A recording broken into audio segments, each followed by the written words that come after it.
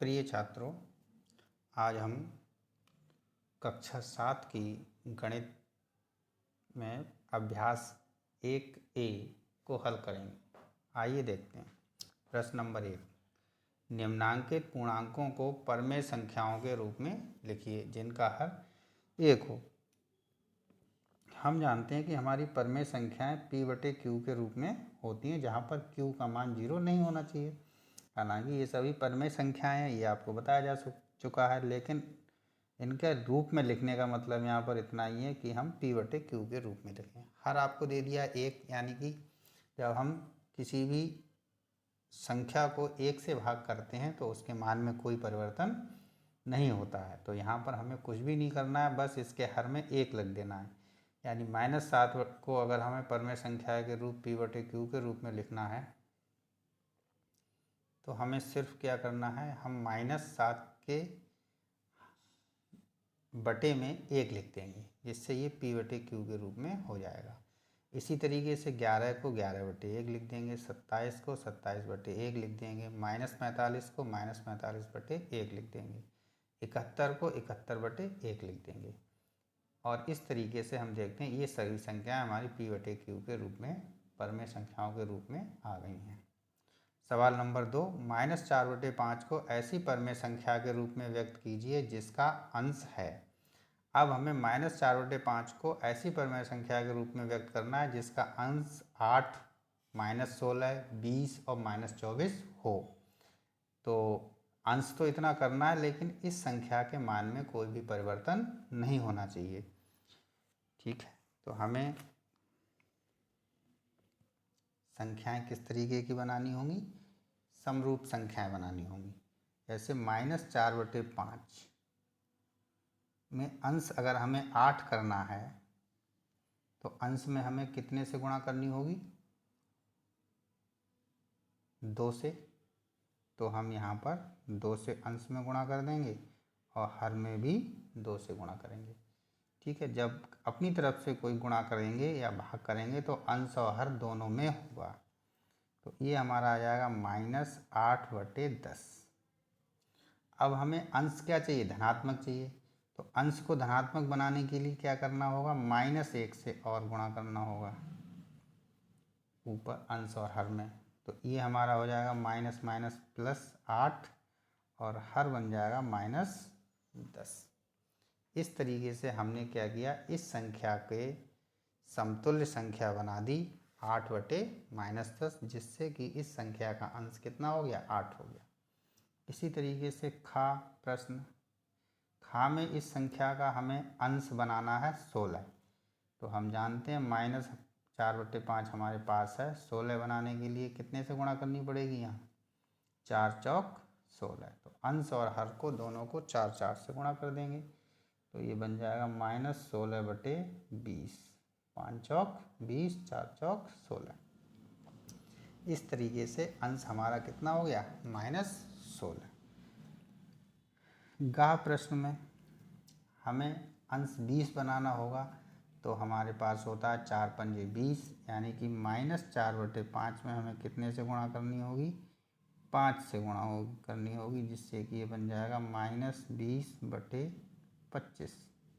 अब चूँकि धनात्मक लाना है तो इसमें पुनः -1 से गुणा कर लो अंश और हर को, जिससे कि माइनस प्लस, 20 से कम 20 और 25 से कम 25, -25। ठीक है, इसी तरीके से प्रश्न घा में -24 लाना है। तो हम जानते हैं 4 की गुणा अगर हमें कितने से करनी होगी, 24 लाने के लिए 4 छंग 24, 6 से करनी होगी। तो हम यहाँ 6 से अंश और हर दोनों को गुणा कर लेंगे। तो ये मिल जाएगा -24/5 छक 30। तो इस तरीके से संख्या का मान वही रहेगा और संख्या के अंश में हमने परिवर्तन कर दिया है। अगला प्रश्न देखते हैं। अगला प्रश्न है हमारे पास, -5/7 को ऐसी परमेय संख्या के रूप में व्यक्त कीजिए जिसका हर। अब हमें हर में परिवर्तन करना है। तो गुणा करने का तरीका वही होगा जैसे कि हमें पहले काम में हर को 7 करना है।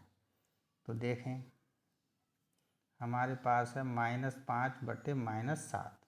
अब हमें हर को प्लस में बदलना है, तो हमें पता है -1 से हम गुणा कर लें, तो अंश को भी -1 से गुणा करेंगे, तो ये आ जाएगा 5/7। यहाँ पर हर हमारा कितना आ गया? 7। इसी तरीके से खा प्रश्न, खा में हमें हर बनाना है -14, तो -14 बनाने के लिए 7 दूनी 14, तो 14 आ जाएगा। -5/-7, यानी कि हमें कितने से गुणा करनी पड़ेगी? हर में 2 से, तो अंश में भी हम 2 से गुणा कर लेंगे, तो ये आ जाएगा हमारे पास -10/-14। तो हर हमारा कितना आ गया यहाँ पर? -14।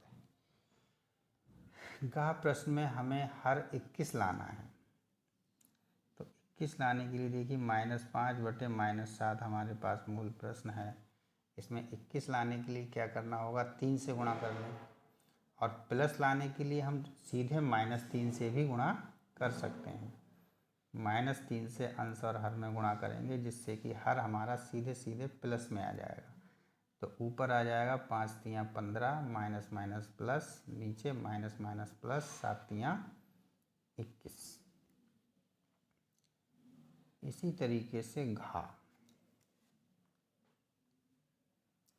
में हमें लाना है -35, तो माइनस हमारे पास है, कोई दिक्कत नहीं है, तो माइनस में ही आएगा। 7 पंजे 35 होते हैं, तो हमें 5 से अंश और हर को गुणा करा लेनी है, तो आएगा -5 पंजे 25 और 7 पंजे 35, ये भी माइनस के। इस तरीके से हर हमारा कितना हो गया? -35। सवाल नंबर 4 देखते हैं। सवाल नंबर 4 में हमारे पास निम्नांकित परमेय संख्या के हर को धनात्मक बनाइए। परमेय संख्या के हर को धनात्मक बनाना है, यानी सीधी बात है, ऋणात्मक है तो -1 से गुणा कर देंगे, धनात्मक बन जाएगा। तो यहाँ देखिए, यहाँ हमें धनात्मक बनाना है, तो सीधे सीधे हम -1 से गुणा कर लेंगे, तो ये हमारा बन जाएगा, अंश भी धनात्मक हो गया और हर भी धनात्मक हो गया। इसको धनात्मक बनाना है, यहाँ भी -1 से गुणा करेंगे, -1 से गुणा करेंगे तो -11 हो गए, 17 एकम 17, माइनस माइनस। हाँ, तो इस प्रश्न में हमें -1 से गुणा करानी है, जिससे कि हमारा जो हर है वो धनात्मक बन जाएगा।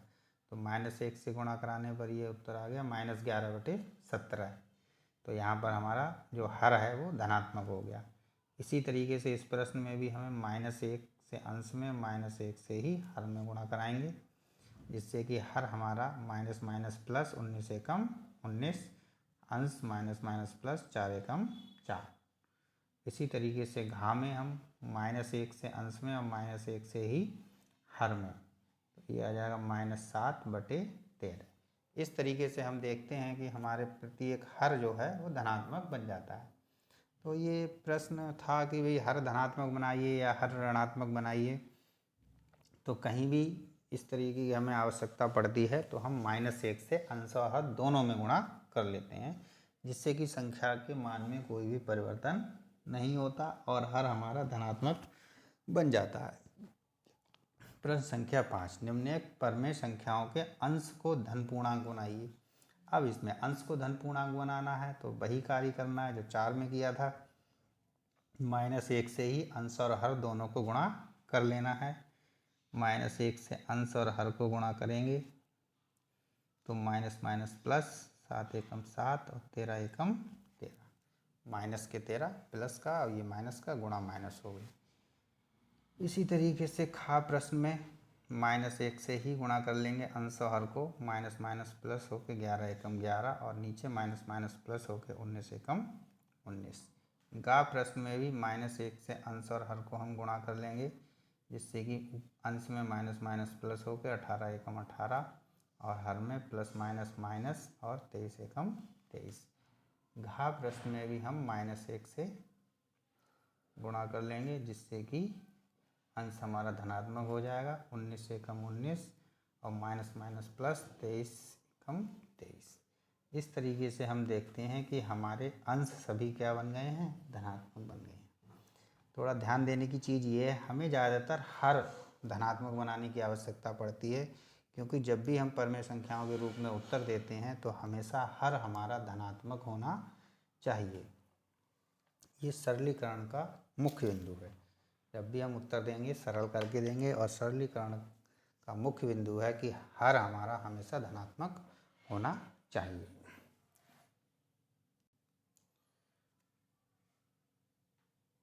आइए अगला प्रश्न देखते हैं, प्रश्न संख्या 6। प्रश्न संख्या 6 में क्या है, निम्नांकित में कौन सी परमेय संख्याएं धनात्मक हैं। अब हमें ये देखना है कौन सी परमेय संख्याएं धनात्मक हैं। तो थोड़ा सा सरल कर लेंगे। धनात्मक परमेय संख्या वह धनात्मक होती है जिसमें अंश और हर में से किसी में भी ऋणात्मक चिन्ह ना हो, यानी संपूर्ण रूप से अंश भी धनात्मक हो और हर भी धनात्मक। चलिए सबसे पहले देखते हैं का को। का में देखिए अंश ऋणात्मक है और हर ऋणात्मक है, तो यहाँ पर इस माइनस चिन्ह से ये माइनस चिन्ह हम काट सकते हैं, या जब हम -1 से गुणा करेंगे तब ये धनात्मक होगा। तो ये शॉर्टकट तरीका है, सीधे अगर अंश हर दोनों में माइनस माइनस है तो उसे सरल करके दोनों चिन्ह कट जाएंगे, माइनस से माइनस, और उत्तर आएगा 9/13, यानी कि 9/13 हमारा धनात्मक है। यानी का जो है परमेय संख्या वो कैसी है, धनात्मक है। यहाँ देखें अंश हमारा धनात्मक है, हर हमारा ऋणात्मक है। तो यहाँ पर एक माइनस का चिन्ह हमें दिख रहा है, अर्थात खा हमारी क्या है, ये ऋणात्मक परमेय संख्या है। यहाँ पर दोनों जगह माइनस हैं तो माइनस से माइनस कट जाएगा और ये आएगा 7/23, यानी कि ये धनात्मक है। और 8/-13 यहाँ पर एक ऋण चिन्ह आ रहा है, यानी कि ये हमारी ऋणात्मक है। यानी कि यहाँ सीधी सी बातें यही हैं कि यदि हमें कोई भी एक ऋण चिन्ह दिखाई देता है, चाहे वो अंश में हो चाहे हर में हो, तो वो ऋणात्मक परमेय संख्याएं होती हैं। अन्यथा एक भी अगर चिन्ह हमें ऋण नहीं दिखाई देता, दोनों धन के चिन्ह होते हैं, तब वो धनात्मक होती है। एक केस है दोनों जगह माइनस के चिन्ह है, तो उसे हम सरल करेंगे, सरल करने के बाद वो हमें धनात्मक मिल जाएगी। आगे बढ़ते हैं, प्रश्न संख्या 7, निम्नांकित में कौन सी परमेय संख्याएं ऋणात्मक हैं। इसमें प्रश्न पूछा गया कौन सी ऋणात्मक हैं, तो 6 की तरीके से ही हम इसे देख लेंगे। का ये हमारा ऋणात्मक है क्योंकि एक चिन्ह दिखाई दे रहा है, यहाँ दोनों चिन्ह दिख रहे हैं तो माइनस से माइनस काट लेंगे तो ये धनात्मक हो जाएगी। यहाँ एक ऋण चिन्ह दिख रहा है यानी ये ऋणात्मक है, यहाँ दोनों ऋण चिन्ह दिख रहे हैं तो इसे हम काट के सरल करके धनात्मक हो जाएगी।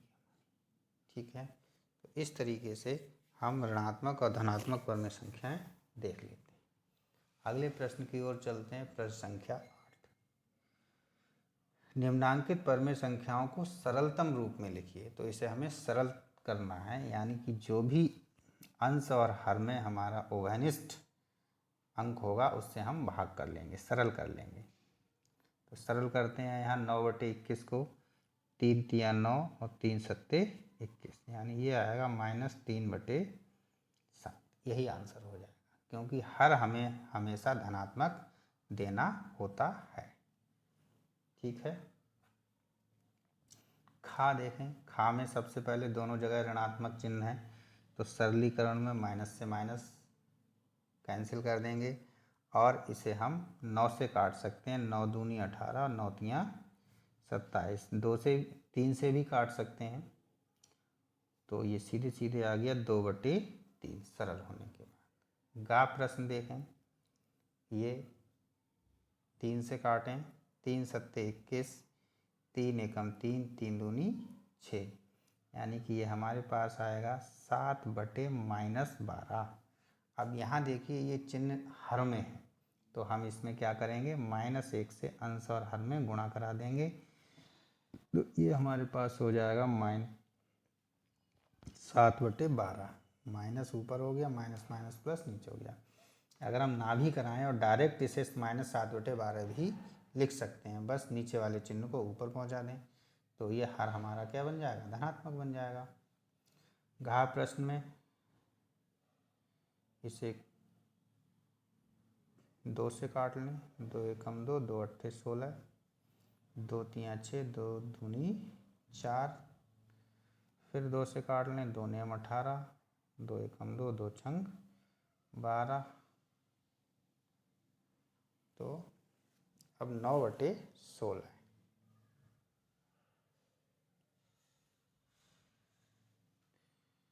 तो ये आपका हो गया माइनस का 9/16। अब 3 से 9 कट सकता है लेकिन 16 नहीं कट सकता, सरल हो गया। अंश में हमारा माइनस है, ठीक है।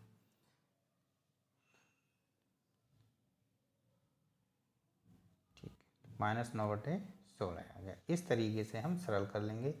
सरल करते समय ध्यान ये रखेंगे हर बार धनात्मक में ही होने चाहिए, यही आंसर हो जाता है। अगला प्रश्न देखिए, प्रश्न संख्या 9। प्रश्न संख्या 9 में कह रहे हैं रिक्त स्थानों की पूर्ति कीजिए। यानी कि यहाँ पर आप देख रहे हैं -3/4 बराबर खाली स्थान -20 बराबर खाली स्थान बटे 28। यानी कि ये तीनों संख्याएं कैसी हैं, बराबर हैं। यानी कि तीनों संख्याओं के मान क्या होने चाहिए, सरल करने पर बराबर आने चाहिए। पहली चीज़ देखिए, पहली संख्या में माइनस अंश में है, यहाँ पर इन्होंने माइनस हर में कर दिया। यानी ये संख्या ऋणात्मक है और इसे भी हमें संख्या को ऋणात्मक रखना है। सीधी सी बात है, अंश हमारा धनात्मक आना चाहिए, लेकिन कितना आना चाहिए। 4 में कितने से गुणा की गई है, 5 से। 4 पंजे 20, 5 से गुणा करने पर हमें 20 मिला।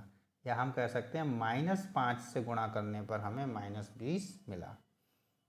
ठीक है, 4 में हमने कितने से गुणा कर दी, -5 से, तो ये मिल गया हमें 4 पंजे 20। तो जब हमने हर में -5 से गुणा कर दिए तो अंश में भी -5 से गुणा हो जानी चाहिए। ये अगली स्टेप में लिखेंगे, तो -5 की -3 से गुणा कर देंगे तो माइनस माइनस प्लस 3 पंजे 15। तो ये भी देखो ऋणात्मक संख्या रही, आंसर आ गया। अब यहाँ 28 आ रहा है और यहाँ 4, तो 4 से 28 कैसे लाएंगे, 4 सत्ते 28, 7 से गुणा की तब 28 आया। तो अंश में भी हम 7 से गुणा कर देंगे, 7तियाँ 21 और ऊपर का आ जाएगा, माइनस का आ जाएगा। इसी तरीके से आप आगे हल कर सकते हैं। यहाँ देखिए खा प्रश्न में -8, यहाँ 24 प्लस का आ रहा है। यानी प्लस का संख्या कब आएगी, जब हम यहाँ माइनस की संख्या से गुणा करेंगे। 8तियाँ 24, तो यहाँ हम -3 से गुणा कर ले रहे हैं, तो ये धनात्मक हो गया। तो अंश में भी -3 से कर लेंगे, 3 पंजे 15। अब यहाँ देखिए, यहाँ प्लस का 25 आ रहा है, इसका मतलब है -5 से गुणा की गई होगी, -5 से तो 25, तो नीचे भी -5 से, 5 अट्ठे 40। गा में देखें, यहाँ 14 आ रहा है, 7 दूनी 14, लेकिन ऋणात्मक आ रहा है, तो सीधी सी बात है -2 से गुणा हुई होगी, तो नीचे भी -2 से गुणा कर लें, 9 दूनी 18। यानी कि ये हमारा किसका आएगा, प्लस का आएगा, माइनस माइनस प्लस। ऊपर देखिए 35 आ रहा है, यहाँ प्लस के साथ हैं, तो 7 पंजे 35, अंश में 5 की गुणा हुई है, तो हर में भी 5 की होगी, 9 पंजे 45, चिन्ह हमारा माइनस का आ जाएगा। ठीक, इस तरीके से इन्हें हम हल कर सकते हैं। इसी तरीके से यहाँ देखो, ये संख्या को हम पकड़ेंगे 4/15, यहाँ आया है -8, तो 4 में -2 की गुणा की गई होगी, तो -8 आ गया। नीचे -2 की गुणा कर देंगे तो 15 दूनी 30, तो इस साइड को हमने -2 से गुणा करा लिया। अब देखिए इधर -60 आया है, तो 15 दूनी 30, 15 तियाँ 45, 15 चौक 60। यहाँ तो प्लस की संख्या है, तो यहाँ गुणा की होगी -4 से, तब ये संख्या आई है। तो 15 चौक 60, तो अंश हर में -4 से हुई है, तो अंश में भी -4 से, यानी 4 चौक 16। इस तरीके से ये हमारा प्रश्न हल हो जाएगा। नहीं समझ में आया हो दोबारा देखें, और कोई समस्या रही हो तो मुझे कमेंट बॉक्स में लिखें। प्रत्येक के समतुल्य 3 परमेय संख्याएं लिखिए। अब यहाँ समतुल्य संख्याएं लिखनी है। समतुल्य संख्याएं क्या होती हैं, उनका मान सभी संख्याओं का बराबर होता है। जैसे ये सभी संख्याएं कैसी हैं, समतुल्य हैं। जो प्रश्न नंबर 9 में जो संख्याएं हैं, ये सभी संख्याएं कैसी हैं, समतुल्य, क्योंकि बराबर के निशान लगाए। ऐसी 2/5 की समतुल्य संख्या लिखनी है, तो किसी भी हम अंक से अंश और हर को बराबर संख्या से गुणा करा दें। जैसे 2 की 2 से 2/5 को 2 से गुणा करा देते हैं अंश और में, तो ये बन गया 4/10। तो ये भी इसकी समतुल्य संख्या हो गई। अब अगर हम इसमें 3 से गुणा करा दें तो एक और समतुल्य संख्या बन जाएगी, या इसमें ही हम पुनः 2 से गुणा करा दें इस तरीके से, तो 8/20। ठीक, तो 4/20 और इधर 4/10 और 8/20, ये इसकी समतुल्य संख्या हो गई। और इसके अगेन पुनः 2 से गुणा करा दें तो 16/40 हो जाएगा। ठीक है, इसमें पुनः, या 2/5 में किसी और संख्या से गुणा करा लें, 3 से गुणा करा लें, इस तरीके से कर लो। 2/5 में अगर हम 3 से गुणा करा लें तो 6/15। तो ये जो गोले में 3 संख्याएं लिखी, ये तीनों संख्याएं समतुल्य संख्याएं होंगी। 7/11 इसको समतुल्य बनाने के लिए हम 2 से गुणा करा लेते हैं, तो ये हो गए 14/-22। और फिर 7/-11 से अगली समतुल्य चाहिए तो 3 से गुणा करा लो। 21/-33 और समतुल्य चाहिए तो 7/-11 से 4 की गुणा करा लो। 7 चौक 28/-44। इन्हें जब आप हल करेंगे तो 4 से कट जाएगा, 7/-11 आ जाएगा। तो इस तरीके से ये तीनों संख्याएं समतुल्य संख्याएं बन जाती हैं। किसी भी तरीके से आप कर सकते हैं। जो पहली समतुल्य आई उसमें पुनः किसी संख्या से गुणा करा दोगे तो भी अगली समतुल्य संख्या ही प्राप्त हो जाएगी। तो यहाँ 8/5 में समतुल्य संख्या हमें बनानी है, तो चाहें तो आप इसे सरल कर सकते हैं, माइनस से माइनस काट दें तो अगली संख्या जो मिलेगी 8/5, ये भी इसकी समतुल्य संख्या कहलाएगी। और इसमें अगर हम 8/5 में 2 से गुणा कर लें तो 16/10, ये भी इसकी समतुल्य संख्या होगी। और 16/10 में अगर हम -1 से ही गुणा कर लें, चलिए एक ही नियम रखते हैं, यहाँ हमने माइनस हटा दिया या -1 से गुणा करा दी तो ये बन गई। यहाँ 2 से गुणा करा दी। अब 8/5 में हम 3 से गुणा करा लेते हैं। 8 तियाँ 24, 5 तियाँ 15, तो ये अगली समतुल्य संख्या प्राप्त हो गई। इस तरीके से ये हमने 3 समतुल्य संख्याएं लिख ली। ठीक है, उम्मीद करते हैं अभ्यास आप लोगों को समझ में आई होगी। रिवीजन कीजिए, कमेंट बॉक्स में लिखिए कि आपको समझ में क्या आया, क्या समझ में नहीं आया। थैंक यू, धन्यवाद, मेहनत करते रहिए।